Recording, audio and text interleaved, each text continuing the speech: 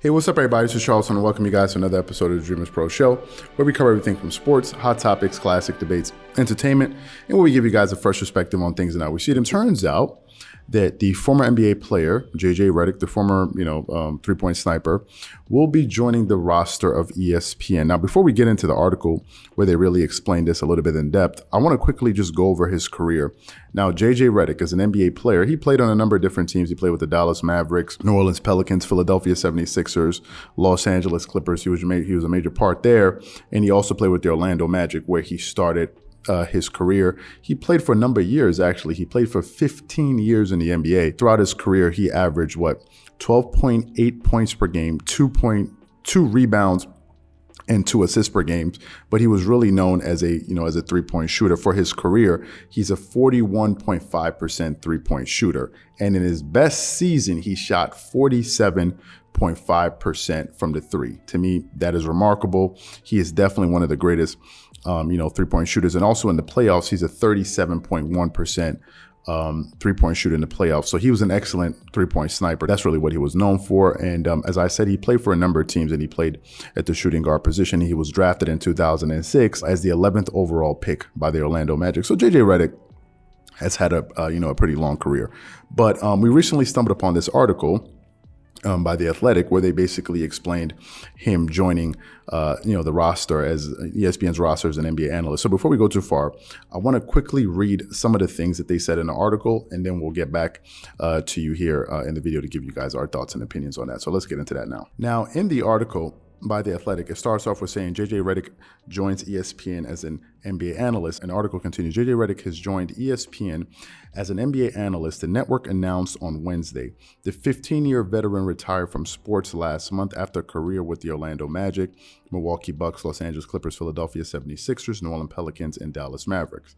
ESPN announced he will make his studio debut ahead of the November 3rd game between the Brooklyn Nets and Atlanta Hawks. After 15 years in the NBA, I'm excited to take what I have learned on the court and be able to provide my insight and strong opinions about the game I love, Redick said in a press release. I am thrilled to have found a place on the biggest platform in sports, ESPN. I look forward to starting my post-player career with such an incredible organization. David Roberts, ESPN Senior Vice President of NBA and Studio Production, said JJ's unique perspective and tremendous insight further enhance the depth of our team. The fact he's played with and against some of the biggest names in the NBA is yet another attribute that will better serve NBA fans. Redick will contribute to several studio and radio shows on the network, and as well as serve as an analyst for select NBA games on TV. So essentially, that's what the article had to say about JJ Redick and him joining the roster of ESPN.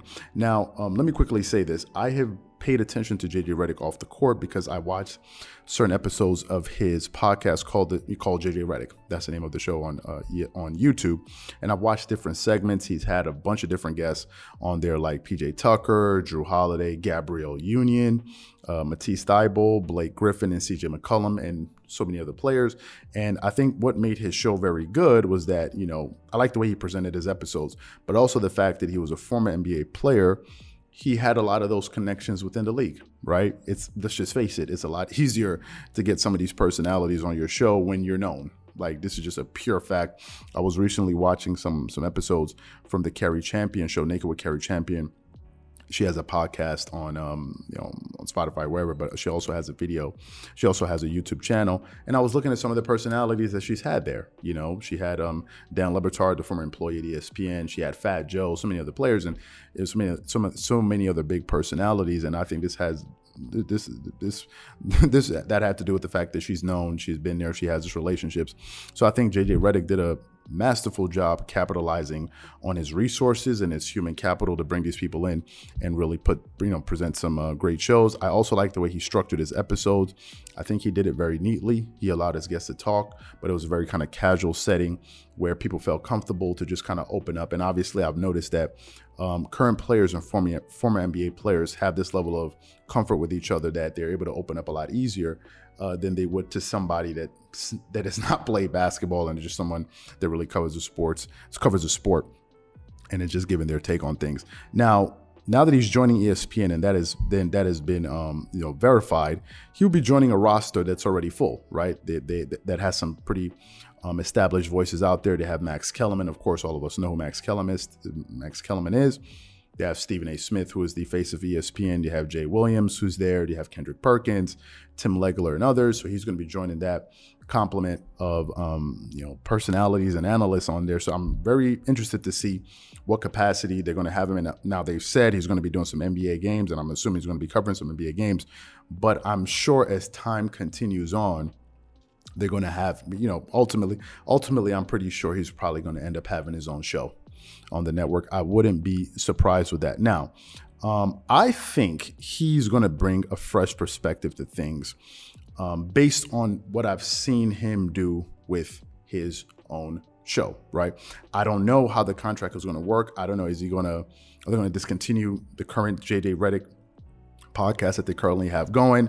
Are they going to have somebody else kind of take over for him and continue on what he started? These are interesting questions, and these are questions you really have to ask yourself. Once you create something independently and ultimately you move on to something bigger or a bigger platform, bigger company or whatever recruits you, what happens to the thing you were doing previously, right? Do they allow you to continue that? Do you bring it? It depends. Now, judging from what I know from ESPN tends to like things structured. They want to, and it's their right, it's their company. They can do whatever they want. Probably they want them to work under a structure that they set forth, right? Instead of just having your own podcast where you can interview people. You rarely see that work on television.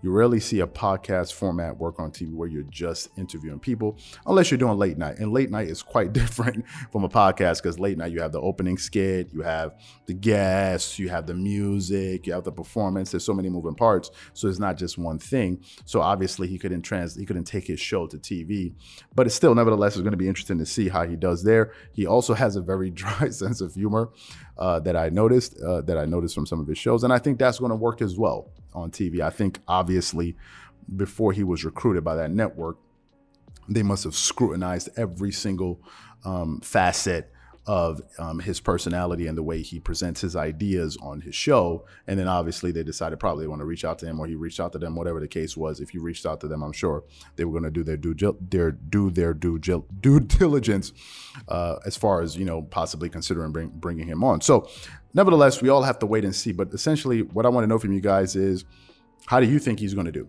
Right? Do you think he's going to be able to bring a fresh voice? What do you think? Do you think he's something that the network needs? Whatever you guys think, please leave your thoughts and comments in the comment section below. Again, if you enjoyed the video, be sure to make sure you go ahead and hit the like button, hit the subscribe button, and hit the notification bell to be notified whenever we drop our content. Once again, it's just Charles here from Dreamerspro, wishing you guys an amazing day and catch you guys on the next episode. Peace.